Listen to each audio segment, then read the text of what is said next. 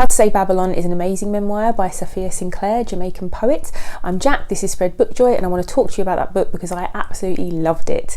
It's been longlisted and shortlisted for the Women's Prize for Nonfiction, and I finished listening to it this week and I couldn't stop listening to it. So I'm going to talk about it, and I'm not going to give too much away about it. The basis of it is that Safiya Sinclair grew up in a very, very strict rastafarian household in Jamaica, and because she's a poet, the way she tells her story, the pictures she paints is so evocative of that. She puts you right there at the time and the place.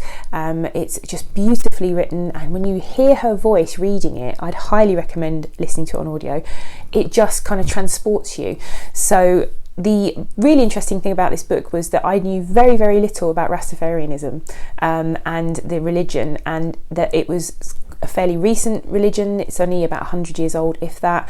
All I knew about it before was about the fact that Rastafarians don't cut their hair. Their hair is sacred to them. They smoke marijuana as part of their religion, and I didn't know much about it beyond that, but it was really fascinating to find out more about it. It's a very patriarchal religion, so the father is the head of the household but also the spiritual leader within the house, so what he says is law, you know. And their father was a successful reggae musician who then kind of fell out of fame and started playing at local hotels, and he became quite embittered about some things that had happened with his career, and his kind of personality switched from being a fairly loving, open father to being a very strict disciplinarian.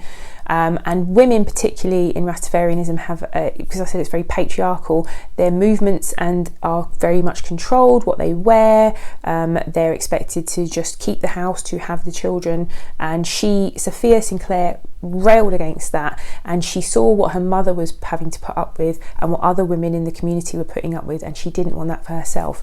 So this is the story of her success, how she became the successful poet she is today, how she broke away from her father's sort of rule of her, how her mother broke away from that as well, and how her mother really empowered her to do the things that she did. They seem like a very successful family. She got three sisters, there's three girls, two sisters and a brother, and they all seem extremely driven and successful, intelligent and really gifted. So they were very, very successful considering that they came from an extremely poor background. There was a lot of poverty, so she talks about the poverty of them growing up.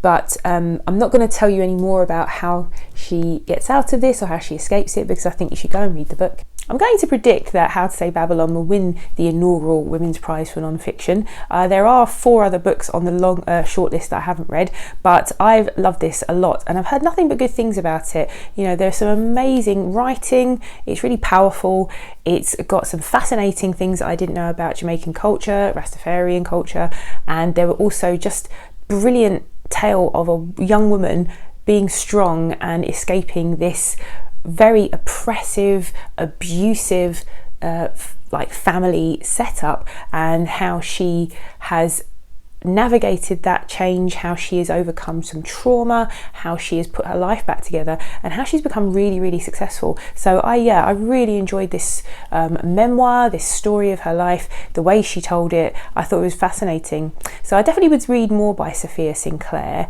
I don't think I'd bother reading the poetry, just because I'm not a huge poetry reader, not for pleasure generally. I do like poetry. I love working with poetry and teaching poetry as a teacher. It's one of my favourite things to do, but I generally don't sit down and read poetry for pleasure. But I would watch her perform her poetry because I imagine it would be very, very powerful. So let me know in the comments, have you read How to Say Babylon? Are you intending on reading it? Have you read anything else by Safiya Sinclair? And do you know of this author? Have you been reading anything in the Women's Prize for Nonfiction, the shortlisted books? Let me know in the comments. Hopefully I will see you again here soon. Bye.